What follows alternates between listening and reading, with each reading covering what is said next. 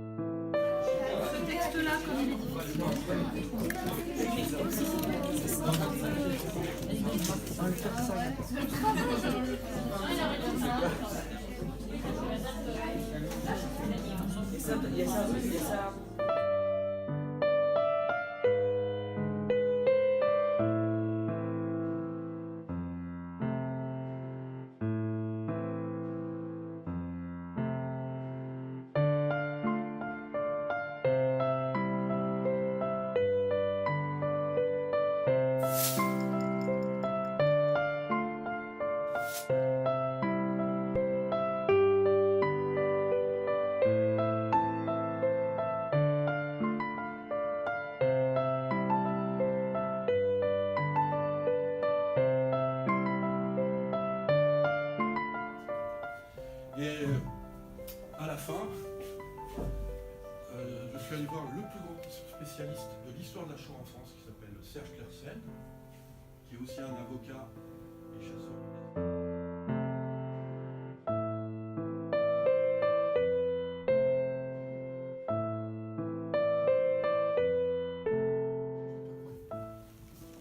Mais qui sont juifs. Pas en fonction du nom, même si le nom peut donner une indication. Oui, je note, après je...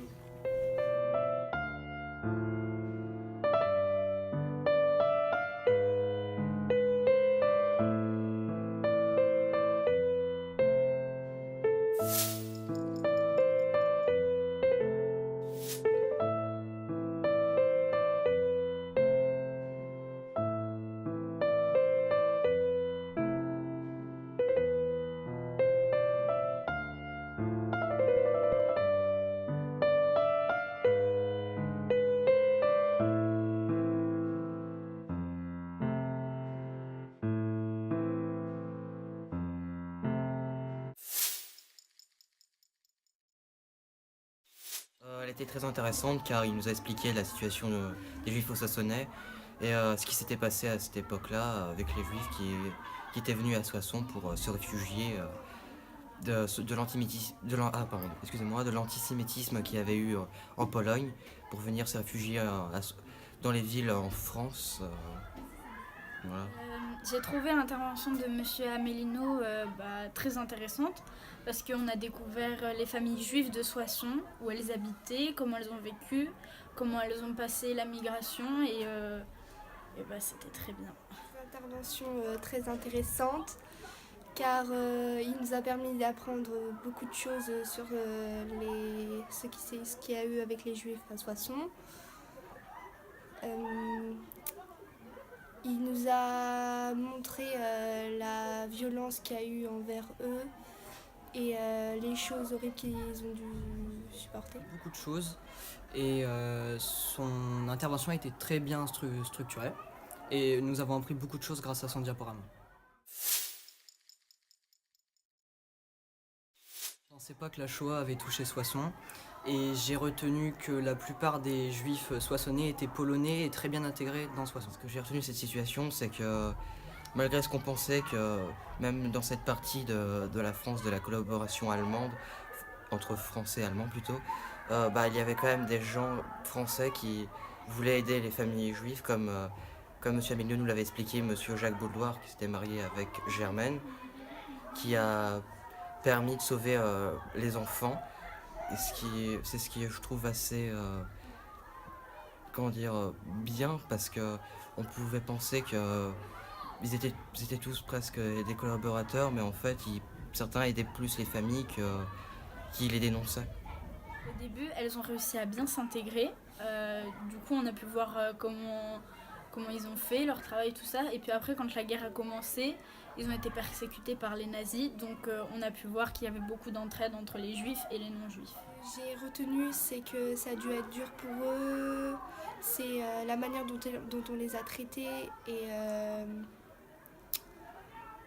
la violence qu'on a eue envers eux et toute l'aventure qu'ils ont dû parcourir pour arriver à ce que l'antisémitisme s'arrête.